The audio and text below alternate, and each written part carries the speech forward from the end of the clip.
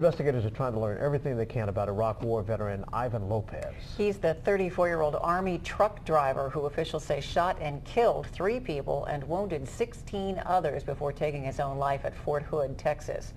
Begad Shaban's at the military base with the latest. We have an active shooter on Fort Hood. Following the second deadly shooting rampage at Fort Hood in 5 years, military investigators are today interviewing family, friends, and fellow soldiers of Army Specialist Ivan Lopez. They're trying to figure out what set the 34-year-old off on a shooting rampage that left 4 dead, including himself. 16 others were injured. It ended when Lopez took his own life after an officer confronted him in a parking lot. Seek shelter immediately. Fort Hood's commander says doctors had evaluated Lopez, looking for signs of post-traumatic stress disorder.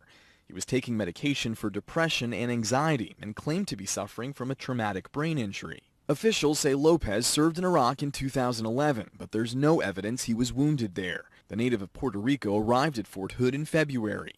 Army officials say a preliminary check of Lopez's background revealed no significant criminal record and no ties to terror groups. Possible extremist involvement is still being looked at very, very carefully. The shooting brought back memories of November 2009, when Major Nadal Hassan opened fire in a medical building at Fort Hood, killing 13 people and injuring more than 30. The Pentagon instituted reforms to prevent future shootings, and now officials are trying to figure out how another tragedy has happened here.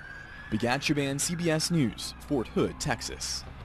Officials say Lopez used a recently purchased .45 caliber semi-automatic pistol not registered for use at the base.